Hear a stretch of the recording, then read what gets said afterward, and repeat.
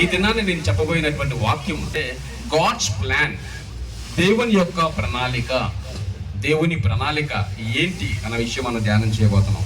ఈరోజు మనం వింటున్నటువంటి వాక్యం ద్వారా మనం ఏం నేర్చుకుంటాం అంటే సమ్మరీ. మనం ఏదైనా పాఠం నేర్చుకున్నప్పుడు బ్యాక్ సైడ్ సమ్మరీ అని ఉంటుంది, కీ నోట్స్ అని ఉంటుంది. పుస్తకాలు చిన్నపిల్లలకి అర్థమవుతుంది బాగా, స్కూల్ చదువుకున్న వాళ్ళకి. ఈ వాక్కు వినిన తర్వాత మనం ఏం నేర్చుకుంటాం అంటే ఈరోజు మొదటిది సృష్టికర్త సృష్టిని ఎలా తయారు చేశాడు అన్నది నేర్చుకుంటాం. రెండవది సృష్టికర్త మనలను పాపము నుండి ఎలా విడిపించాడో నేర్చుకోబోతున్నాం. మూడవది సృష్టికర్త మనలను రక్షించడం కోసం ఏం చేశాడో నేర్చుకుంటున్నాం. నాలుగవది సృష్టికర్త ఇప్పుడు నీతో ఉన్నాడు, నీతో ఉంటున్నాడు అని నేర్చుకోబోతున్నాం. ఐదవది సృష్టికర్త ద్వారా మనకి సమాధానము, రక్షణ కలుగు చేశాడు అనే విషయం మనం అర్థం చేసుకోబోతున్నాం. హల్లెలూయా. గాడ్స్ ప్లాన్, దేవుని ప్రణాళిక. ఇక్కడ కొంతమంది చిన్నపిల్లలు కనిపిస్తున్నారు నాకు. స్కూల్లో టీచర్ని అడుగుతారు, నువ్వేమవుతావురా అని అడిగితే పిల్లలు తెలిసి తెలియక అంటారు డాక్టర్ అవుతానంటారు, లేకపోతే ఇంజనీర్ అవుతానంటారు. ప్రణాళిక అనమాట. అంటే చిన్నపిల్లలకి చిన్నతనం నుంచి కూడా ఒక ప్లాన్ ఉంటుంది, నేను ఇలాగ అవ్వాలని. తల్లిదండ్రులు మీరు చూసినట్లయితే వాళ్ళు మీరు అడిగితే మీ పిల్లలు మీరు ఏమవ్వాలనుకుంటారంటే అలా ఆశలు ఉంటాయి, ప్రణాళిక ఉంటుంది అనమాట. ఫారెన్లో చదివించాలనుకుంటున్నాను, లేకపోతే పెద్ద ఏరోస్పేస్ లేకపోతే స్పేస్లో పనిచేసే గొప్ప సైంటిస్ట్ అవ్వాలనుకుంటున్నాను అని తల్లిదండ్రులు సమాధానం చెప్తారు. తర్వాత ఏం జరుగుతుందో మనకు తెలియదు, కానీ ఆశ ఉంటుంది అనమాట. ప్రణాళిక అంటే ప్లాన్. మన ప్లాన్ ఏంటి? పిల్లలు ఎక్కడ చదువుకోవాలి, ఎలా చదువుకోవాలి, ఏ విధంగా పైకి రావాలన్నది ప్లాన్, ప్రణాళిక. ప్రతి ఒక్కరికి కూడా ప్రణాళిక ఉండాలి, లేకపోతే మన జీవితానికి అర్థం ఉండదు. గాడ్స్ ప్లాన్లో ఒకే ఒక్క వచనం మనం చదువుకుని ఈ యొక్క వాక్యాన్ని మనం సరిపెట్టుకుందాం. ఎవరైనా ఒకరు గట్టిగా చదవండి అమ్మా. యెషయా గ్రంథము 9:6 వచనం తెలుగులో గట్టిగా చదవండి. ఏలయనగా మనకు శిశువు పుట్టెను, మనకు కుమారుడు అనుగ్రహింపబడెను, ఆయన భుజము మీద రాజ్యభారమును, ఆశ్చర్యకరుడు, ఆలోచనకర్త, బలవంతుడైన దేవుడు, నిత్యుడగు తండ్రి, సమాధానకర్తయగు అధిపతి అని అతనికి పేరు పెట్టబడును. హల్లెలూయా. చాలా హల్లెలూయా. ఈ వచనాన్ని మనం ధ్యానం చేయబోతున్నాం. ఇక్కడ మనం చూస్తే యెషయా గ్రంథము చాలా ప్రాముఖ్యమైన పుస్తకం, పాత నిబంధనలో ఉంటుంది. మన బైబిల్లో మొత్తం పుస్తకాలు 66 ఉన్నాయి, మనందరికీ తెలుసు. అయితే యెషయా గ్రంథంలో కూడా 66 అధ్యాయాలు ఉన్నాయి. కొంచెం రిలేటివ్గా ఉంటుంది అనమాట. అంటే చాలా మంది నిపుణులు ఏమంటారంటే, వాక్య నిపుణులు ఏమంటారంటే, యెషయా గ్రంథం పుస్తకం అన్నది ఒక షార్ట్ బైబిల్ అంటారు. అంటే 66 పుస్తకాలు ఉన్నది మన బైబిల్ అయితే, యెషయా గ్రంథంలో 66 అధ్యాయాలు ఉన్నాయి. ప్రతి అధ్యాయం మనం కనెక్ట్ చేసుకుంటూ పోతే మొత్తం బైబిల్ అంతటికి నిర్వచిస్తుంది, ఒక సమ్మరీ లాగా ఉంటుంది, ఒక అబ్స్ట్రాక్ట్ లాగా ఉంటుంది బైబిల్ అని అంటూ ఉంటారు. యెషయా అనేటువంటి వ్యక్తి గొప్ప ప్రవక్త. యేసుప్రభు వారు పుట్టక ముందు 750 సంవత్సరాల క్రితమే ఆయన ప్రవచించాడు. యేసుప్రభు వారు ఎలా రాబోతున్నారో, ఏ విధంగా ఆయన వచ్చి మరణించబోతున్నాడో, ఏ విధంగా ఆయన కార్యాలు చేయబోతున్నాడో ముందుగానే ప్రవచించాడు. ఇక్కడ మనకేమని ఉంటుందంటే, ఏలయనగా మనకు శిశువు పుట్టెను. శిశువు అంటే ఎవరండి? ఇక్కడ మనం ఆలోచన చేస్తే అప్పటికి కొత్త నిబంధన బైబిల్ రాలేదు.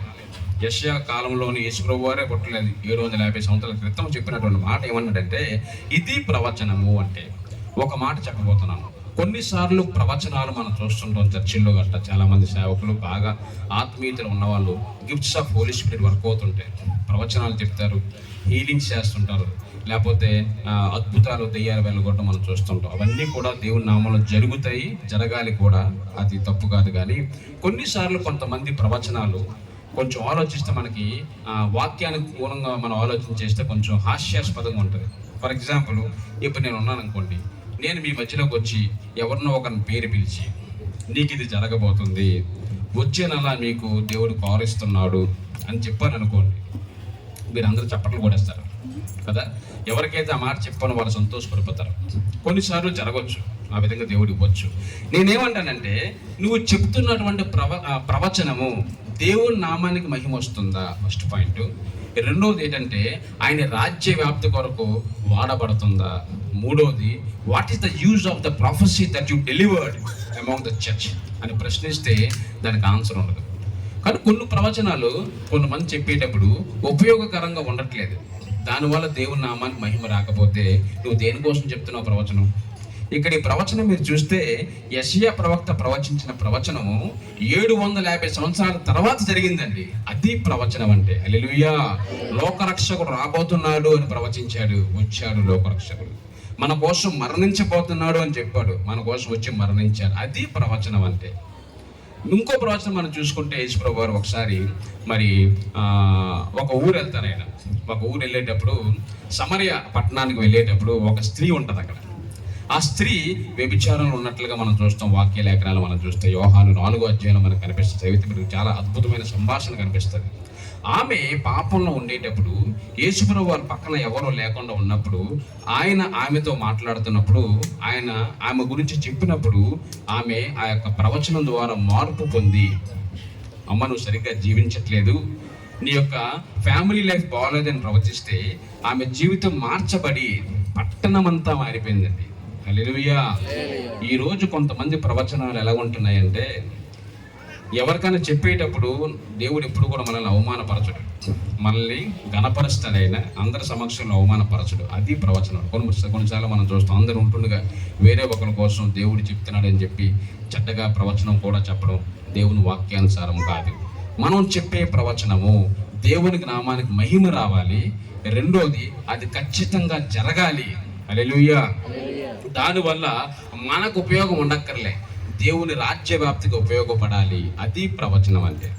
ఇక్కడ సమరయ పట్టణంలో ఆ స్త్రీతో యేసుప్రభు వారు మాట్లాడితే ఆ స్త్రీ మార్పుతో పాటు ఆ యొక్క ఊరంతా కూడా మారిపోయిందండి. హల్లెలూయా. ఈ రోజు నువ్వు ప్రవచనాన్ని చెప్తే ఈ సిటీ అంతా మారితేనే ఆ ప్రవచనానికి వాల్యూ ఉంటుంది అని అర్థం చేసుకోవాలి. హల్లెలూయా. ఇప్పుడు మనం చాలా మంది వాక్యమే చెప్తున్నారు, అలాంటివి కనిపించట్లేదు అనుకోండి. ఒకసారి మనం విందాం. ఇప్పుడు ఈ ప్రవచనం ద్వారా మనం చూస్తే ఎలా అనగా మనకు శిశువు పుట్టెను. శిశువు అంటే యేసు ప్రభు. డైరెక్ట్ సబ్జెక్ట్లోకి వెళ్తున్నానండి. శిశువు అనగా యేసు ప్రభు వారు పుట్టెను, మనకు కుమారుడు, యేసు ప్రభు కుమారుడుగా మనకు పుట్టబోతున్నాడు అని చెప్పి ఆయన భుజము మీద రాజ్యభారం ఉండును. హల్లెలూయా. భుజము మీద రాజ్యభారం అంటే యేసుప్రభు వారు సిలువ మోసేటప్పుడు సిలువను మోసుకుంటూ వెళ్ళిపోతున్నాడు. ఆయన చాలా ఉపవాసంతో ఉన్నప్పటికీ కూడా సిలువలో భయంకరమైన మరణించడం మనకు తెలిసే విషయం.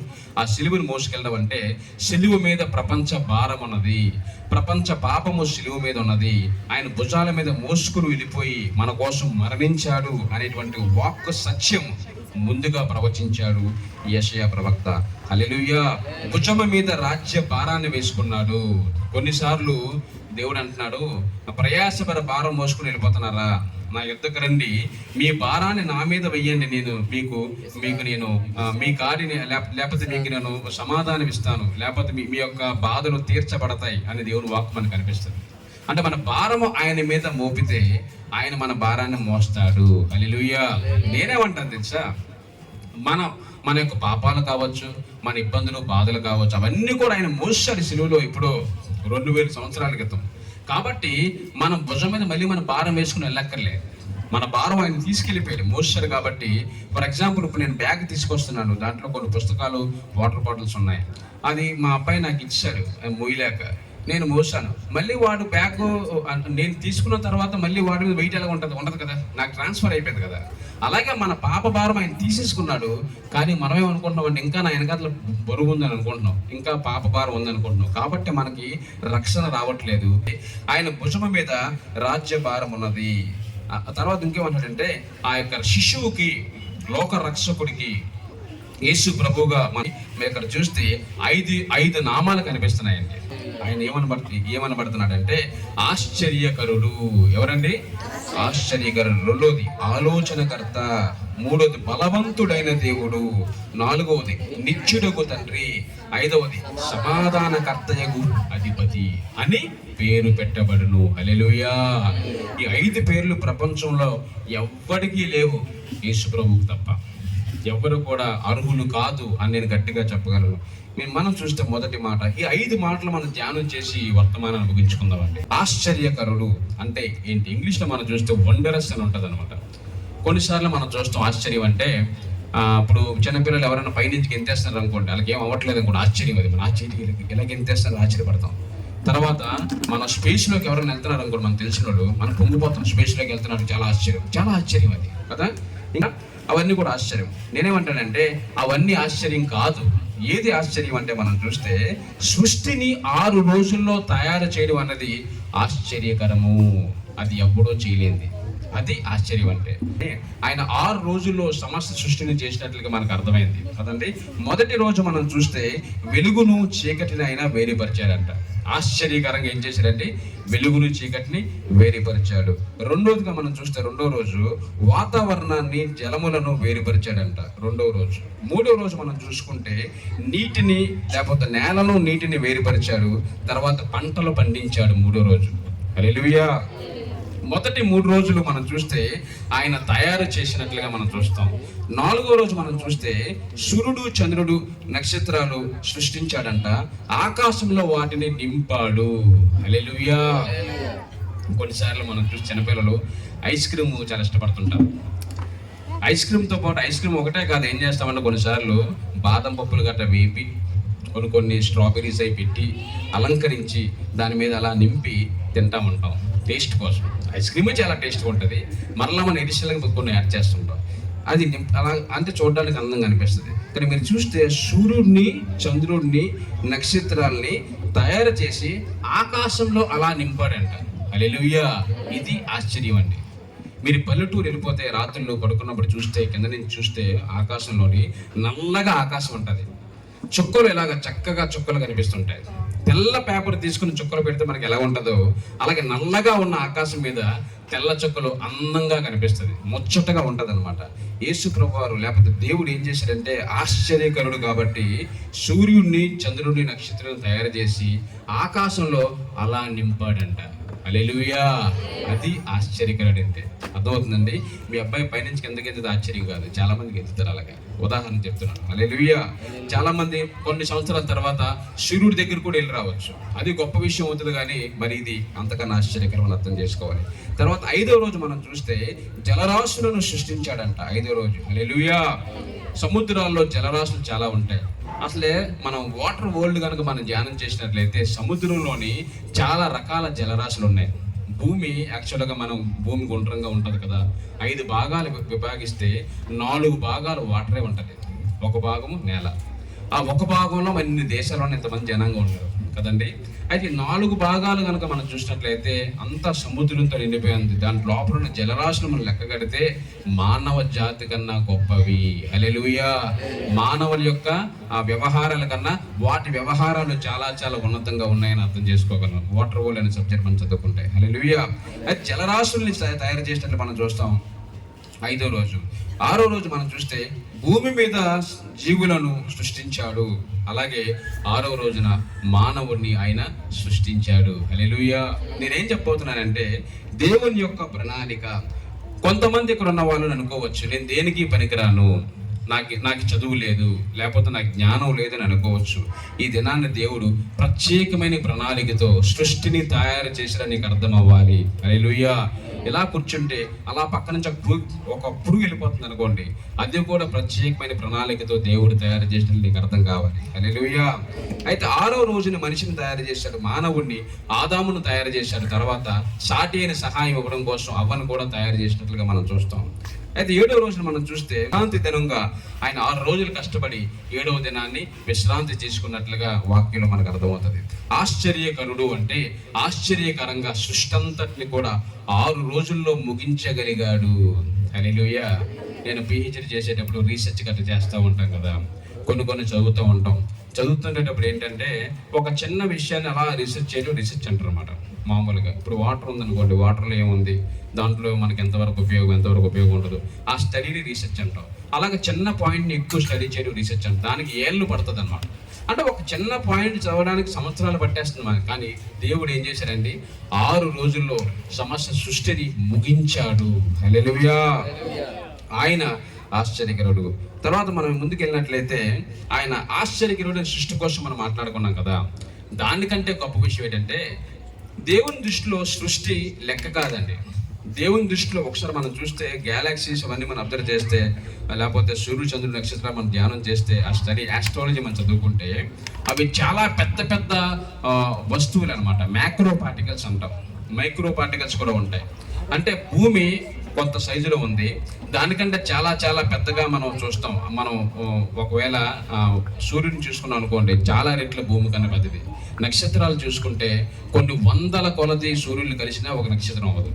నేనేమంటానంటే ఇదంతా కూడా మ్యాక్రో పార్టికల్స్ దేవుడు ఏమీ కాకుండా 6 రోజుల్లో తయారు చేశాడు. సింపుల్గా తయారు చేసి పెట్టాడు. కానీ 6వ రోజు మనిషిని మాత్రం చాలా ప్రత్యేకంగా చేసినట్లుగా మనం చూస్తాం. హల్లెలూయా.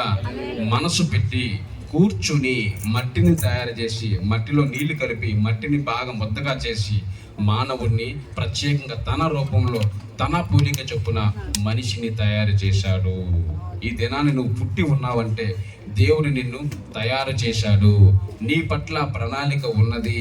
నువ్వు నల్లగా ఉన్నా తెల్లగా ఉన్నా దేనికి పనికి రాకుండా ఉంటానని అనుకుంటున్నా సరే, దేవుని ప్రణాళిక నీ పట్ల ఖచ్చితంగా ఉంది అని వాక్కు మనకు అర్థమవుతుందండి. హల్లెలూయా. ఒక్కసారి మనం చూద్దాం ముందుకెళ్ళినట్లయితే కీర్తన 139 13, 14, 15 వచనాలు మనం చదివితే, నేను చదువుతాను జాగ్రత్తగానండి సమయాన్ని బట్టి. 13వ వచనం మనం చూస్తే, నా అంతరింద్రియములు నీవే కలుగు చేసేదివి, నా తల్లి గర్భమందు నన్ను నిర్మించిన వాడవు నీవే. 14వ వచనం చూస్తే, నీవు నన్ను కలుగు చేసిన విధము చూడగా భయమును ఆశ్చర్యమును నాకు పుట్టుచున్నది. హల్లెలూయా. కీర్తనగాడు ఏమన్నాడు ఇక్కడ? నువ్వు నన్ను తయారు చేసిన విధానం కనుక నేను ఆలోచన చేస్తే భయము కలుగుతుంది, నాకు ఆశ్చర్యం వేస్తుంది. ఆశ్చర్యకరుడు గురించి మాట్లాడుతున్నాడు. తర్వాత 14 రెండో భాగం చూస్తే, అందును బట్టి నేను నీకు కృతజ్ఞతాస్తుతులు చెల్లించుచున్నాను, నీ కార్యములు ఆశ్చర్యకరములు. హల్లెలూయా. ఆయన కార్యాలు ఏవండి? ఎలాంటివండి? ఆశ్చర్యకరములు. తర్వాత ఆ సంగతి నాకు బాగుగా తెలిసి ఉన్నది. తర్వాత 15 వచనం చూస్తే, నేను రహస్యమందు పుట్టిన నాడు భూమి యొక్క అగాధ స్థలములలో విచిత్రముగా నిర్మింపబడిన నాడు నీకు కలిగిన ఎముకలను నాకు కలిగిన ఎముకలను నీకు మరుగై ఉండలేదు. హల్లెలూయా. చూడండి ఇక్కడ, నేను రహస్యమందు పుట్టిన నాడు. హల్లెలూయా. మనందరం కూడా రహస్యంగా పుట్టాము. అర్థమవుతుందండి. కొన్నిసార్లు నేను ఆలోచిస్తే ఏంటంటే ఏమనిపిస్తుంది అంటే, నాకు ఊహ తెలిసి 7th క్లాసు 6th క్లాసు నాకు గుర్తుంది. నేను ఎలాగ పలానా స్కూల్కి వెళ్ళినట్లుగా బస్సు ఎక్కినట్లుగా గుర్తొస్తుంది. అంతకుముందు ఏంటో తెలియదు, గుర్తురాట్లేదు. అయితే నేను పుడతాను అన్న సంగతి నాకు తెలియదు, ఇది ఖచ్చితం. మీలో ఎంతమంది తెలిసింది పుడతారని? మీరు పుట్టే ముందు మీకు ఏమైనా పర్మిషన్ అడిగారు దేవుడు మిమ్మల్ని పుట్టిస్తానని? ఎవరికి తెలియదు. నాకు ఎంత ఆశ్చర్యం వేస్తుంది అంటే, నేను పురుషుడిగా పుట్టడం, నాకు ఒక పేరుగా ఉండడం, ఈ రోజున ఇలా మీ మధ్యలో ఉండడం, ఇలాగ ఒక ఫ్యామిలీ కలిగి ఉండడం అంతా కూడా దేవుని చిత్తంలో జరిగింది. నాకు అస్సలు తెలియదు. హల్లెలూయా. కాబట్టి నేనేమంటానంటే, నా పుట్టుక రహస్యం ముందు జరిగింది కదా. మా అమ్మ మా నాన్నకు తెలియదు. నేను తల్లి గర్భంలో ఉండేటప్పుడు ఆశ్చర్యం ఏంటంటే, కడుపు మనం చూస్తే సోనో స్కాన్ చేస్తే కడుపు లోపల తెల్లగా మనకు కనిపిస్తుంది. తల్లి యొక్క కడుపు లోపల తెల్లగా కనిపిస్తుంది. అప్పుడే కన్సీవ్ అయ్యారనుకోండి ఎవరైనా తల్లి గట్ట, అప్పుడు నల్ల చుక్క ఉంటుంది అంట ఒకటి. హల్లెలూయా. 3rd మంత్ తెలుస్తుంది. ఆ నల్ల చుక్కను మనం చూస్తే డాక్టర్లా చూసి, అమ్మ నువ్వు కన్సీవ్ అయ్యావు అమ్మ అని చెప్తాడు. ఎందుకీ పాప బాబు తెలియదు వాళ్ళకు కూడా. తర్వాత ఎప్పుడు టెస్ట్ చేస్తే అర్థమవుతుంది. అంటే తల్లిదండ్రులకు కూడా బాబు పుడతారని సంగతి తెలియదు, లేకపోతే తల్లిదండ్రులకు కూడా పాప పుడతాదని తెలియదు. అలాంటిది ఇక్కడ చూడండి, ఇక్కడ ఏమన్నాడంటే, నేను రహస్యముందు పుట్టిన నాడు భూమి యొక్క అగాధ స్థలములలో విచిత్రముగా నిర్మింపబడిన నాడు ఏమన్నాడంటే, నాకు కలిగి ఉన్న ఎముకలను నీకు మరుగై ఉండలేదు. హల్లెలూయా. హల్లెలూయా. మన ఎముకలు 6th, 7th మంత్ తర్వాత మెల్లింగ్ ఫార్మ్ అవుతుంటాయి స్లోగా. అది కూడా చాలా అల్పంగా ఉంటాయి. అయితే ప్రతి ఒక్క రోజు కూడా దేవుడు చాలా ఖచ్చితమైన ప్రణాళికతో ఉన్నాడు నీ పట్ల అని దేవుడు నీతో మాట్లాడుతున్నాడు. గాడ్స్ ప్లాన్ అంటే, there is a plan for the creation. There is a plan for the creation of the human being also. హల్లెలూయా. నీ పుట్టుక గురించి దేవునికి ప్రత్యేకమైన క్లారిటీ ఉంది, నీకు నాకు క్లారిటీ లేదు. హల్లెలూయా. 16వ వచనం మనం చూస్తే, నేను పిండమునై ఉండగా నీ కన్నులు నన్ను చూచెను. అద్భుతం అండి. హల్లెలూయా. నేను పిండముగా నా తల్లి గర్భంలో ఉంటే మా అమ్మ చూడలేదు, మా అమ్మకి నేను కనపడలే, మా నాన్నకి అసలు తెలియదు. కానీ నేను పిండమునై ఉండగా చుక్కలాగా, తెల్ల పేపర్ తీసుకుని పెన్తో చుక్కబడి తెల్లగా ఉంటుందో అలాగ ఉన్నప్పుడు దేవుడు కళ్ళు నిన్ను చూచాయి. హల్లెలూయా. హల్లెలూయా. కాబట్టి there is a purpose for your existence. నీ పుట్టుకకు చాలా ప్రత్యేకమైన క్లారిటీ దేవుడికి ఉన్నది, నీకున్నదా ఆ క్లారిటీ? కొంతమంది ఎందుకు పుడతారో తెలియదు, ఎందుకు చచ్చిపోతారో తెలియదు. అలాంటి వారి కోసం మనం తెలిసిన వారముగా, జ్ఞానము కలిగిన వారముగా సువార్త ప్రకటించి వారిని యేసు యొద్దకు నడిపించాలి. ఎందుకంటే సృష్టికర్త సృష్టిని చేశాడు, నిన్ను కూడా తయారు చేశాడని అర్థమైంది కాబట్టి. హల్లెలూయా. తర్వాత మనం చూస్తే, నియమింపబడిన దినములలో ఒకటైనను నాకు రాకమునిపే నా దినములన్నీ నీ గ్రంథములో లిఖితములాయెను. హల్లెలూయా. ఈ వాక్యాన్ని మనం చూసినట్లయితే, తల్లి గర్భంలో బిడ్డ 9 నెలలు ఉంటాడు, తర్వాత బయటకు వస్తుంది. మనం చూస్తాం కదా బేబీ కింద. అయితే ఈ 9 నెలల్లో కూడా మనం సైంటిఫిక్గా ధ్యానం చేస్తే మొదటి నెలలో, 2 నెలలు, 3 నెలలు కొన్ని బాడీ పార్ట్స్ ఫార్మ్ అవుతూ ఉంటాయి. అర్థమవుతుందండి. ఇక్కడ మనం చూస్తే ప్రతిరోజు కూడా డేస్ కూడా దేవుడు బుక్లో రాసుకుంటున్నాడు. నా పేరు రాజశేఖర్ కదా, రాజశేఖర్ ఫస్ట్ డే ఎలా ఉన్నాడు, సెకండ్ డే ఎలా ఉన్నాడు, 6th మంత్ వచ్చేసరికి ఇలా ఉన్నాడని దేవుడు తన పుస్తకంలో రాసుకున్నాడు. అది నీకు అర్థమయ్యిందా? హల్లెలూయా. నీ పుట్టుక కోసం చాలా కంప్లీట్ క్లారిటీ దేవుడికి ఉన్నది, కానీ నీకే క్లారిటీ ఉండట్లేదు. ఆ క్లారిటీ కనుక మనకు వస్తే ఈరోజు మనందరం కూడా దేవుని యొక్క శక్తితో మనం మూవ్ అవుతాం, లోకానుసారంగా జీవించాం, లోకానికి అతీతంగా మనం జీవిస్తాం, గొప్ప కార్యాలు మనం చేయగలం, అనేక మందిని శిష్యులుగా మార్చగలిగే సత్తా మనకి దేవుడు ఇచ్చి ఉండాలి. హల్లెలూయా. ఈ విధంగా దేవుడు ఆశ్చర్యకరుడు అంటే ఆశ్చర్యంగా సృష్టి చేశారన్న విషయం ఎంత సత్యమో, అంతకంటే ఆశ్చర్యం ఏంటంటే నీ పుట్టుక పట్ల ప్రతి ఒక్క రోజు నువ్వు ఎలా పుడుతున్నావు, ఎలా తయారవుతున్నావు అని కంప్లీట్ క్లారిటీ ఉందని దేవుడు మాట్లాడుతున్నాడు. హల్లెలూయా. కాబట్టి ఆశ్చర్యకరుడు అంటే దేవుడు ఆశ్చర్యకరంగా సృష్టిని మాత్రమే కాదు, మనల్ని కూడా తయారు చేశాడు. ఇంకో మాట మనం చూద్దాం. ఇక్కడ ఎంత కష్టపడి దేవుడు ఆశ్చర్యకరంగా సృష్టిని తయారు చేశాడు, మనిషిని తయారు చేశాడు. కానీ ఇదంతా కూడా సాతాను చూస్తున్నాడు. సైతాను చూసి ఏం చేస్తుందంటే, దేవుడు సన్నిధిలో నుంచి బయటకు వచ్చినటువంటి సైతాను దేవునికి వ్యతిరేకంగా పోరాడుతున్నప్పుడు ఏం చేసిందంటే, దేవుని సృష్టిని పాడు చేయాలని చెప్పి మనకు తెలిసిన సబ్జెక్ట్ అంతా కూడా ఆదికాండంలో ఉంటుంది. అవ్వతో మాట్లాడి, ముచ్చటగా మాట్లాడి, ప్రేమగా మాట్లాడి, లేకపోతే టెంప్ట్ చేసి మరి ఆ పండు తినమని చెప్పగానే ఆ పండు తినడం జరుగుతుంది. తర్వాత అవ్వలోకి పాపం ఎంటర్ అయిపోవడం మనం చూస్తాం. అవ్వ పాపం చేసిన తర్వాత తన భర్త కూడా, ఆదాము కూడా పండు ఇవ్వడం, అతను కూడా భుజించడం, ఇద్దరు కూడా పాపం చేసి దేవుని ఆజ్ఞను మీరినట్లుగా, ఆజ్ఞ అతిక్రమం పాపం కాబట్టి పాపము వారిలో ప్రవేశించింది. ఈ విధంగా ఆశ్చర్యకరంగా దేవుడి సృష్టిని తయారు చేస్తే మరి సైతాను ఆశ్చర్యకరుడు అయినటువంటి దేవుణ్ణి ప్రణాళిక పాడు చేయడం కోసం ఏం చేసిందంటే, మనుషుల యొక్క జీవితాన్ని నాశనం చేయడం కోసం పాపంలోనికి తీసుకెళ్ళిపోయింది, పాపం ఎంటర్ అయిపోయిందండి. హల్లెలూయా. ఆ విధంగా సాతానుడు దేవుని సృష్టిని పతనం చేద్దాం అనుకున్నాడు. తర్వాత మనం చూస్తే ఇంకా అప్పుడు దేవుడు కొంతకాలానికి మనం చూడండి, ఇక్కడ ఆదికాండము 6:5-8 వరకు చదివితే, ఎవరైనా చదువుతారా? ఆదికాండము 6.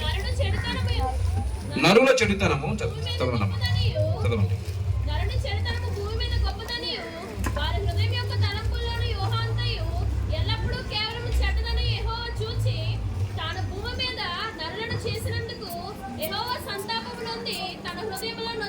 చాలమ్మా. యెహోవా సంతాపము నుండి తన హృదయంలో నొచ్చుకున్నాడండి. ఎందుకు తయారు చేశారు మనుషుల్ని? ఎందుకంటే ఆదాము అవ్వ పాపం చేసిన తర్వాత వాళ్ళ పిల్లలు పుట్టారు, వాళ్ళ పిల్లలు కూడా పాపంలో వెళ్ళిపోయారు, అంతా కూడా పాపంగా మారిపోయింది. జనాలు పెరిగిపోతున్నారు, పాపులేషన్ పెరుగుతుంది, అందరూ కూడా పాపంలో వెళ్ళిపోయి దేవుని యొక్క ప్రణాళికని పాడు చేశారు. ఎవరి వల్ల? ఎట్లాగా? సాతాను వల్ల.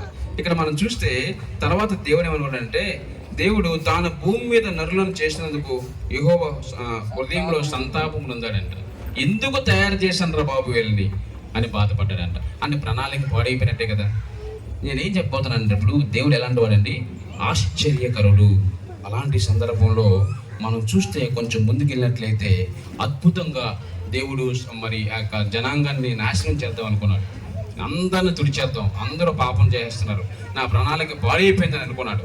అందుకని ఆ మొత్తం జనాంగాన్ని అంతా పాడు చేసి చంపేద్దాం ఉద్దేశంతో ప్రచండ వర్షాన్ని కురిపించి మరి యొక్క జలప్రలయం ద్వారా మరి ఆ మనుషులందరూ తుడిచేద్దాం అనుకున్నాడు. ఆ సమయంలో మనం చూస్తే మరి దేవుడు ఇక్కడ మనం చూడండి, మనకు కనిపిస్తుంది ఇక్కడ దేవుడు త్రిత్వమైన అంటే త్రియేక దేవుడి సంగతి మనకు అర్థమవుతుంది ఈ కాన్సెప్ట్లోనే.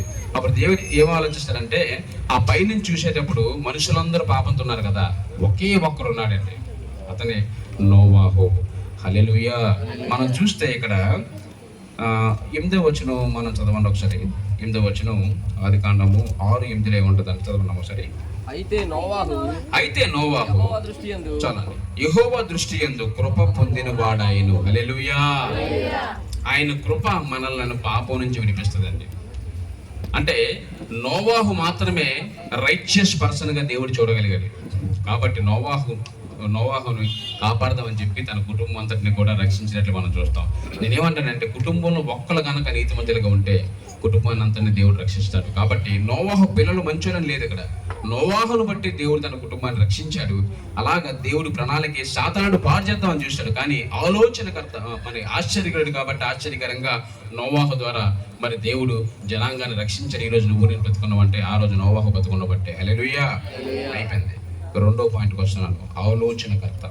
ఏంటంటే ఇక్కడ ఆలోచనకర్త. ఇక్కడ మనం చూస్తే ఆదికాండం 7:1 చూస్తే ఇక్కడ సరైన ఆలోచన దేవునికి వచ్చింది. అంటే జనాలందరినీ కూడా నాశనం చేసి చంపేస్తే నా సృష్టి నా ప్రణాళిక ఏమైపోతుందని చెప్పి దేవుడు 7:1 ఏమంటాడంటే ఆదికాండము, యెహోవా ఈ తరము వారిలో నీవే నా ఎదుట నీతిమంతుడివై ఉండుట చూచితిని గనుక నీవును నీ ఇంటి వారును ఓడలో ప్రవేశించుడి. హల్లెలూయా. అద్భుతంగా దేవుడు ఆలోచించాడు. ఆలోచించి ఏం చేశాడంటే ఆలోచనకర్తగా మనకి కనిపిస్తున్నాడు. మొదటిది ఏంటంటే ఆశ్చర్యకరుడు, ఆశ్చర్యంగా సృష్టిని తయారు చేశాడు. రెండోది సాతానుడు పాడు చేశాడు సృష్టిని.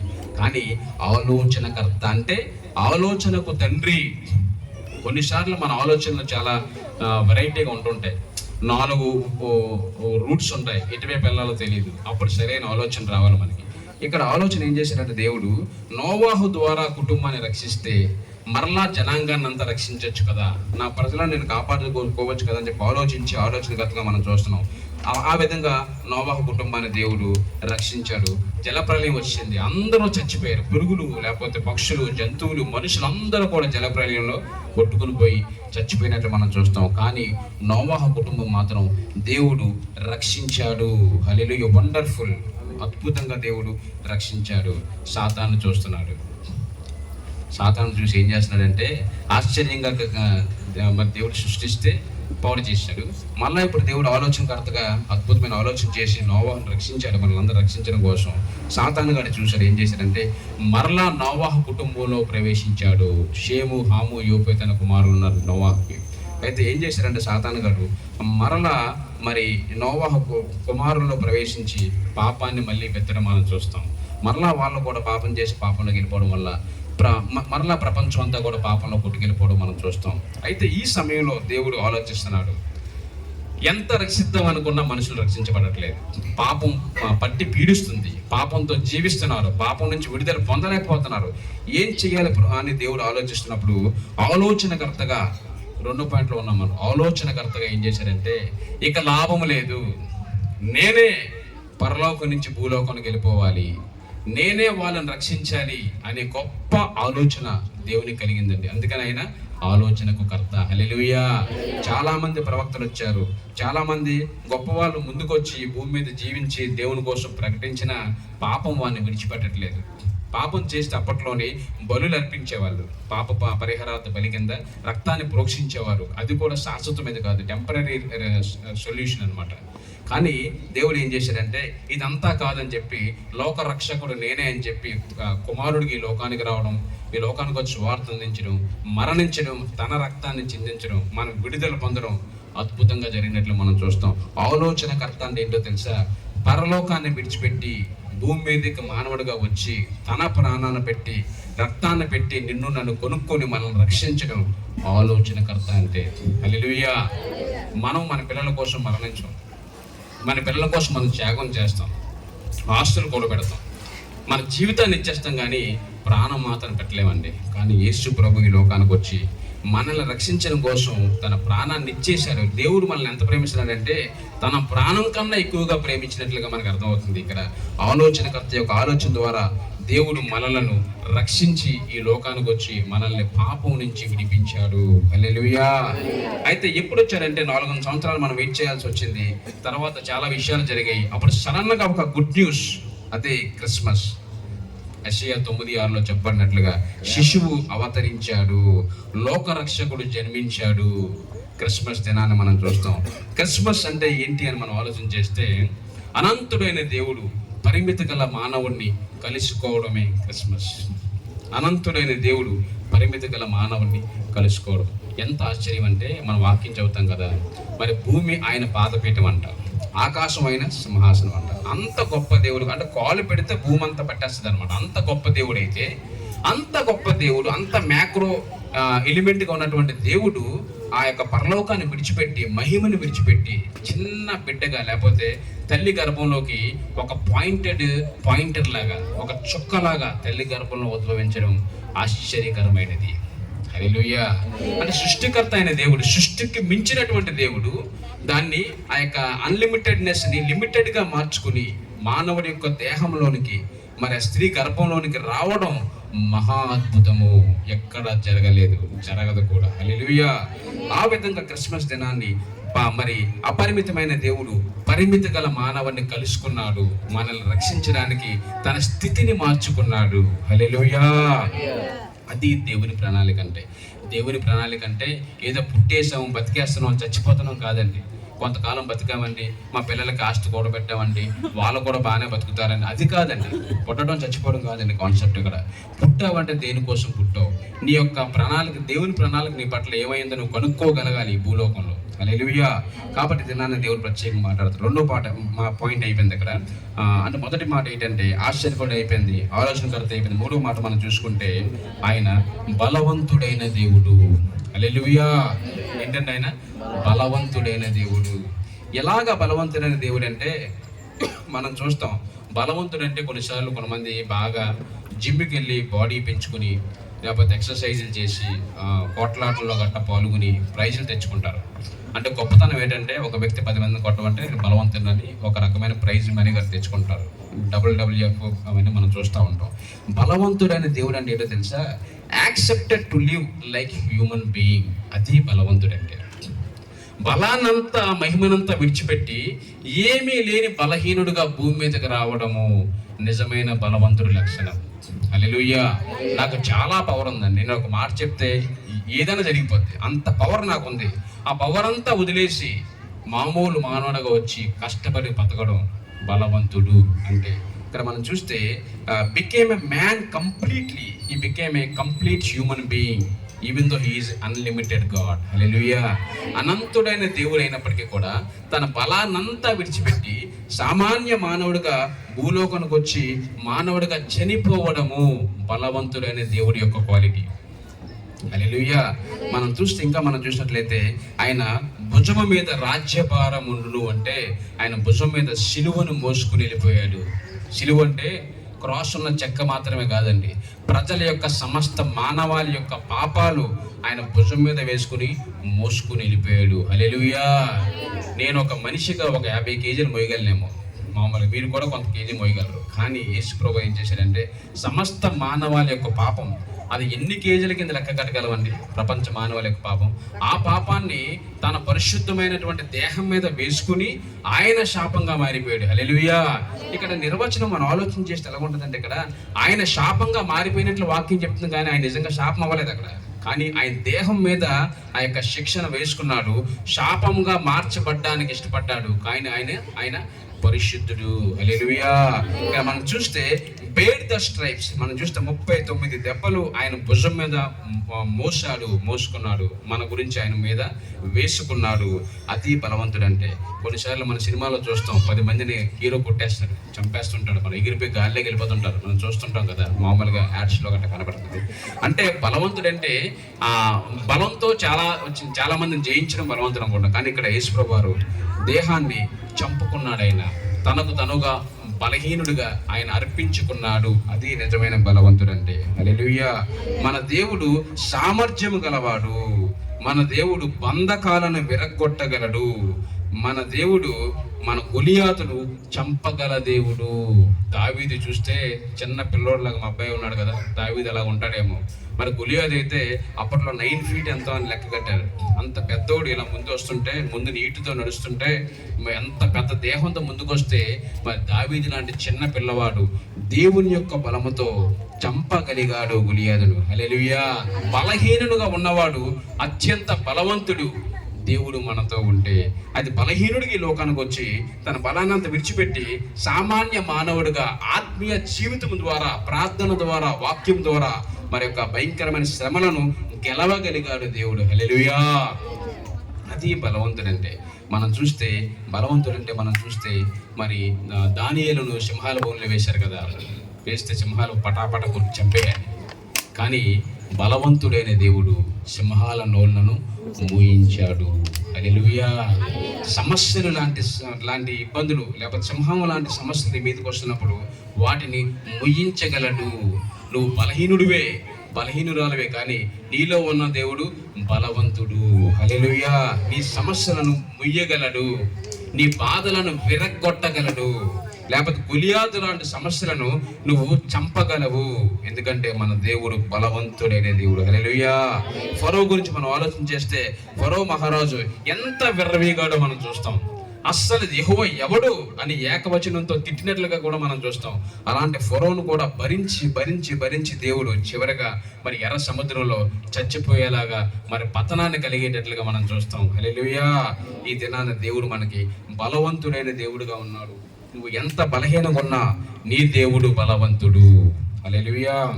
4వ పాయింట్ మనం చూస్తే ఎవర్ లాస్టింగ్ ఫాదర్. నేను ముగిస్తున్నాను, నీ దగ్గరికి వచ్చిన సమయం కూడా అయిపోతుంది కాబట్టి. ఆయన ఎలాంటి వాడు అంటే నిత్యుడగు తండ్రి.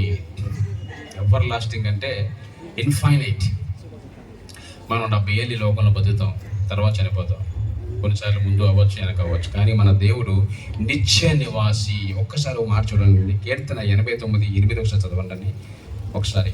కీర్తన 89:8.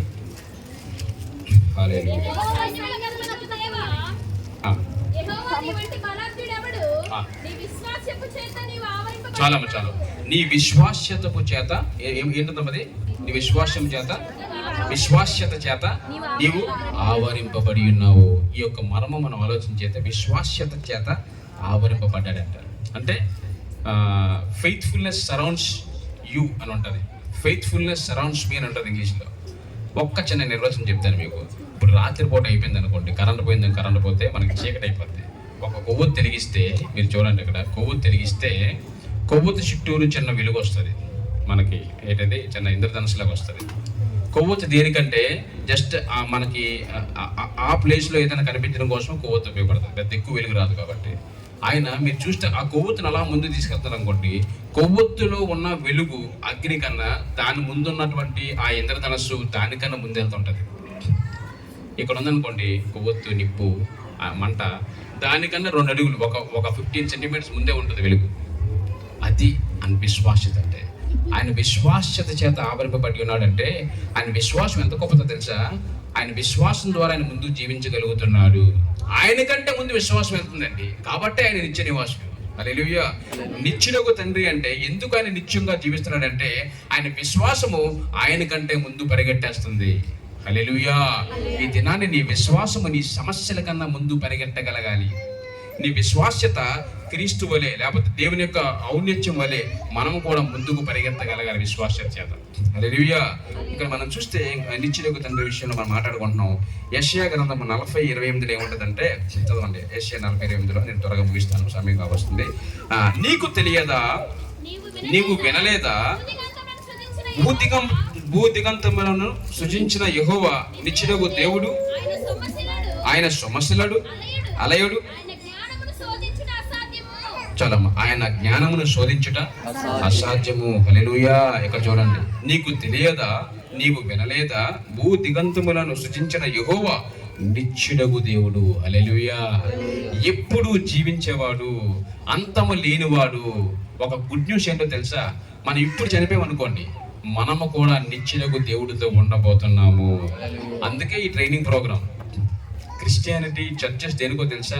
ప్రతి ఆదివారం ఎందుకని చర్చకి చాలా మంది అనిలు అడుగుతుంటారు, ఎందుకంటే ప్రతి ఆదివారం వెళ్ళిపోతారు బయటకు వెళ్ళకుండా. అలా మీరు ఆఫీసులు కూడా మానేస్తారు, సెలవులు పెట్టేస్తుంటారు, కానీ ఆదివారం మాత్రం మానరంటారు. ఎందుకో తెలుసా? పరలోక రాజ్యానికి ట్రైనింగ్ అవుతున్నాం మనం. దేనికండి? పరలోక రాజ్యం వెళ్ళడం కోసం ఇక్కడికి వచ్చి ట్రైనింగ్ అవుతున్నాం. ఈ ట్రైనింగ్ చాలా ఇంపార్టెంట్, మానకూడదు ఈ ట్రైనింగ్. ఒకరోజు మాన్నా అది పోద్దేమో భయం మనకి. హల్లెలూయా. మన నిత్యుడగు తండ్రితో మనం ఉంటున్నాం, మనకు అంతం లేదు అని చెప్పగలను. ఇర్మియా 31:3 ఏమంటదంటే, శాశ్వతమైన ప్రేమతో నేను నిన్ను ప్రేమించుచున్నాను గనుక విడువక నీ ఎడల కృప చూపుచున్నాను. హల్లెలూయా. గొప్ప మాట అండి. శాశ్వతమైన ప్రేమ అండి అంటే అన్లిమిటెడ్ లవ్, అంటే ఎప్పటికీ అంతము లేనటువంటి ప్రేమతో మనల్ని ప్రేమిస్తున్నాడు. ఉదాహరణ చెప్తాను మీకు. నా భార్య ఉంది, నా బిడ్డున్నాడు. నా భార్య ఎందుకు ప్రేమిస్తానంటే తన కూడా నన్ను ప్రేమిస్తుంది కాబట్టి. చిన్న ఉదాహరణ మీరు కొంచెం జాగ్రత్తగా అర్థం చేసుకోండి. భార్య భర్తల ప్రేమ శ్రేష్టమైన ప్రేమగా ఉంటుంది. ఒకవేళ నా భార్య నన్ను ద్వేషిస్తుంది అనుకోండి, నాకు కూడా ప్రేమ రాదు, నేను కూడా ద్వేషించ మొదలు పెడతాను. కానీ దేవుడు ఏం చేస్తాడు, మనం ఎంత పాపం చేసినా, ఎంత తప్పుపోయినా శాశ్వతమైన ప్రేమతో ప్రేమిస్తున్నాడు. నువ్వు ఎన్నిసార్లు పారిపోయి వెళ్ళిపోయినా సరే అదే ప్రేమ నిన్ను రమ్మని ఆహ్వానిస్తూ ఉన్నది. హల్లెలూయా. గ్రేస్ ఇక్కడ చూస్తే నీ ఎడల విడువక నీ ఎడల కృప చూపుచున్నాను. హల్లెలూయా. కృప మనకు అర్థమైందండి. కృప అంటే గ్రేస్ అంటాం ఇంగ్లీష్లో. దాని 2 మీనింగ్స్ ఉన్నాయన్నమాట, 2 వర్డ్స్ యూనియన్ అనమాట. ఏంటంటే love plus mercy is equal to grace. కృప అంటే ప్రేమ మరియు కనికరము సమ్మేళనం. అంటే ప్రేమ కనికరం కలిస్తే కృప ఏర్పడుతుంది. హల్లెలూయా. ఆయన ప్రేమ మనతో ఉంది. ఆయన కనికరం అంటే పాపం చేసి మనం రక్షించడానికి కనికరం అనమాట. కనికరం మనతో ఉంది. ప్రేమ కనికరం కలిసిపోయి కృపగా మారి నీ కోసం ఎదురు చూస్తున్నాడు. హల్లెలూయా. తర్వాత ఇంకా మనం ముందు చూసినట్లయితే చివరిగా మనం చూస్తే సమయాన్ని బట్టి మనం సమాధానకర్త యొక్క అధిపతి. ఆయన ఎవరండి? సమాధానానికి కర్త. హల్లెలూయా. సమాధానం అంటే చాలా మందికి తెలియదండి. స్కూల్లో పిల్లలు చదువుకున్నప్పుడు పరీక్ష పెడితే పరీక్ష పేపర్ పైన ప్రశ్న జవాబులు అని ఉంటుంది. ప్రశ్నకు జవాబు రాయాలి. మీరు కూడా ప్రార్థన చేస్తారు అనుకోండి, ప్రార్థన చేస్తే మీరు జవాబు కోసం చూస్తారు, సమాధానం కోసం చూడరు. కానీ ఇక్కడ వెరైటీ ఏంటంటే ప్రార్థన చేస్తే నీకు రావాల్సింది జవాబు కాదు, సమాధానము అని అర్థం అవ్వాలి. హల్లెలూయా. కొన్ని ప్రార్థనలకు దేవుడు జవాబు ఇవ్వడు, సమాధానం మాత్రం ఖచ్చితంగా ఇచ్చి తీరుతాడు. అర్థమవుతుందండి? సమాధానం వేరు, జవాబు వేరు. ప్రతి ప్రార్థనకి జవాబు రాదు, కానీ 100% సమాధానం మాత్రం వస్తుంది. కొన్నిసార్లు క్యాన్సర్ పేషెంట్ ఉన్నాడు అనుకోండి, క్యాన్సర్తో బాధపడతాడు అనుకోండి, ప్రార్థన చేసి దేవుడు స్వస్థపరుస్తాడు. స్వస్థత పరచకపోయినా రేపు చనిపోతున్నా నువ్వు ఆ పేషెంట్ అయితే సమాధానంతో చచ్చిపోవాలి, బాధతో చచ్చిపోకూడదు. నీ క్యాన్సర్ బాగోలేదండి, దేవుని చిత్తం కాదండి. ఇక్కడ మనం చూస్తే సహోదరుడు నా ఫ్రెండ్ జాన్ చూస్తే అద్భుతంగా దేవుడు జవాబిచ్చాడు. సమాధానంతో జవాబిచ్చి మీ ముందు ఒక సేవకుడిగా నిలబెట్టాడు. హల్లెలూయా. ఇది జవాబుతో కూడిన సమాధానము. ఉదాహరణ జాన్ మోజెస్. కొన్నిసార్లు చాలా మంది పేషెంట్, నా ఫ్రెండ్స్ కొంతమంది ఉన్నారు, చనిపోయారు క్యాన్సర్తో. దాని అర్థం ఏంటి? జవాబు రాలేదంటే దేవుడు అంగీకరించలేదే కాదు, అక్కడ దేవుని చిత్తం అది చనిపోవడం. కానీ సమాధానంతో చచ్చిపోవాలి. నేనేమంటాను తెలుసా? ఈరోజు సమాపకంగా మాట్లాడుతున్నాను. నా చావు నాకు దగ్గరకు వచ్చినప్పుడు నాకు తెలిసిపోయింది ఇంకొన్ని 3 రోజుల్లో చనిపోతానని. నేనేం కోరుకుంటున్నానంటే సమాధానంతో చచ్చిపోవాలని కోరుకుంటున్నాను, ఏడుస్తూ చచ్చిపోకూడదు. దానికోసం ప్రిపేర్ అవుతున్నాను ఇప్పటి నుంచి. హల్లెలూయా. నీ చావు నీకు దగ్గరకు వచ్చినప్పుడు, నీకు అర్థమైపోయినప్పుడు, పడక మీద ఉన్నప్పుడు, మరణ పడకలో ఉన్నప్పుడు, నువ్వు చనిపోతావు అన్న సంగతి తెలిసిపోయినప్పుడు సమాధానంతో చచ్చిపోవాలి, బాధతో కాదు. హల్లెలూయా. ఇక్కడ మనం చూస్తే ప్రిన్స్ ఆఫ్ పీస్గా మనకు కనిపిస్తున్నాడు ఆయన. ఒక చిన్న ఉదాహరణ చెప్పి ముగిస్తాను.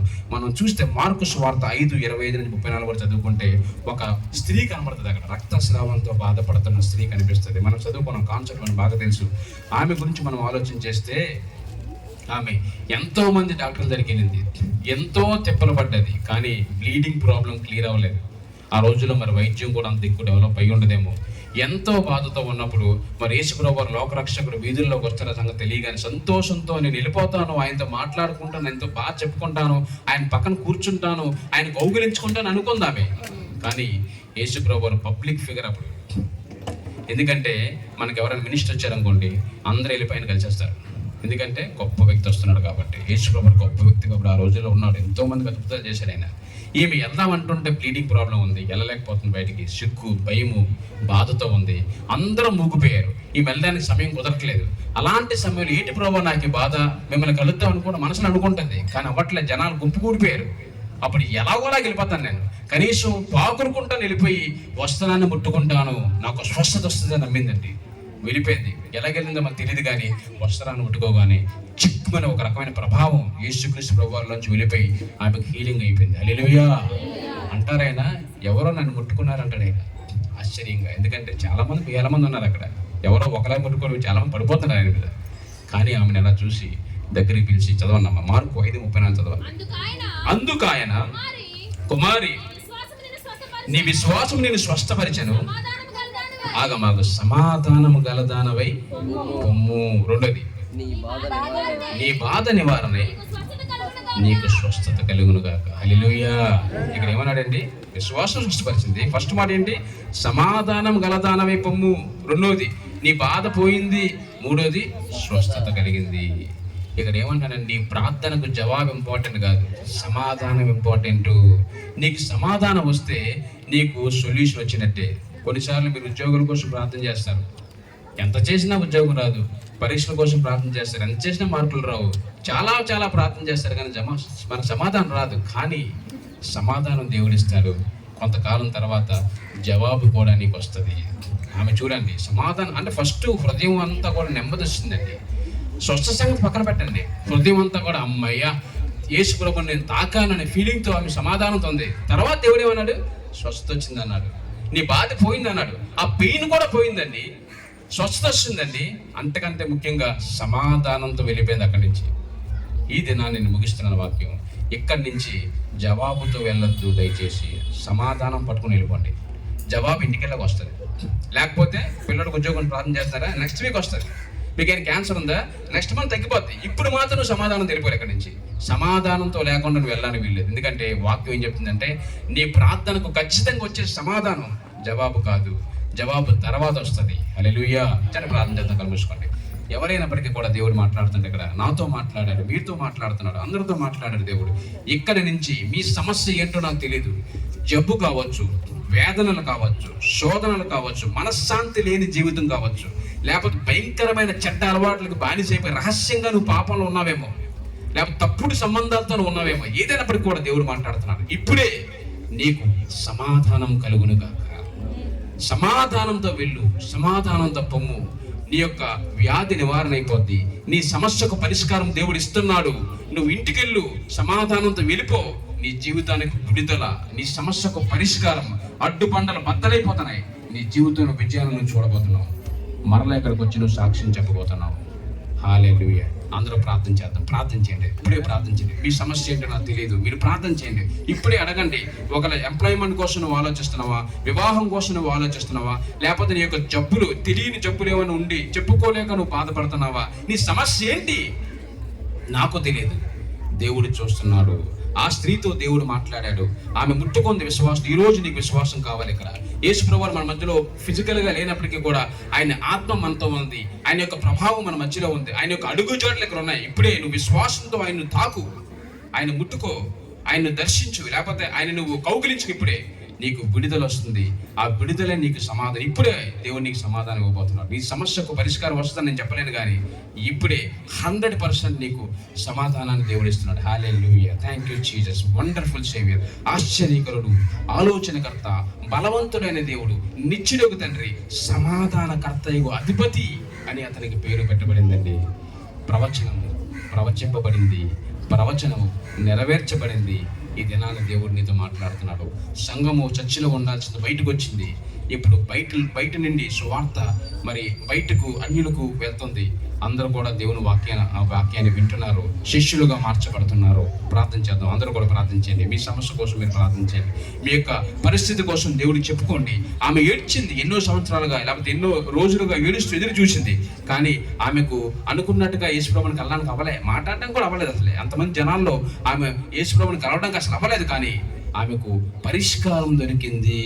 అదే సమాధానము, అదే విడుదల, అదే బాధ నివారణ, అదే స్వస్థత దేవుడు నీకు కూడా ఇవ్వబోతున్నాడు. Hallelujah. Thank you Jesus. Glory master. హల్లెలూయా.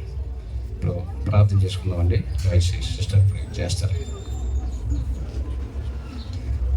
ప్రార్థన చేసుకుందాం. పరిశుద్ధుడును ప్రేమ స్వరూపుడు అయినటువంటి నా ప్రియ పరలోకపు తండ్రి, దేవనాయన ప్రభ, మమ్మల్ని ఇప్పటి వరకు నాన్న నడిపించినటువంటి దేవుడు నీకే స్తోత్రాలు తెలియజేసుకుంటున్నాం. నాన్న ప్రభ, దేవుడు ఉన్నటువంటి ప్రతి ఒక్కరిని నాన్న ప్రభ, ప్రతి సహోదరుని నాన్న ప్రభ జ్ఞాపకం చేసుకునండి. దేవనాయన వాక్యము విన్నటువంటి వాటిని నాన్న ప్రభ అర్థం చేసుకోగలిగినటువంటి మంచి హృదయాన్ని నాన్న మాకు దయచేయండి. దాని ప్రకారంగా నడవగలిగే కృపను దయచేయమని అడిగి వేడుకుంటున్నాం ప్రభ. మరి ఎన్నో విషయాలను నాన్న ప్రభ మరి మేము నేర్చుకుని ఉన్నాము. దేవనాన్న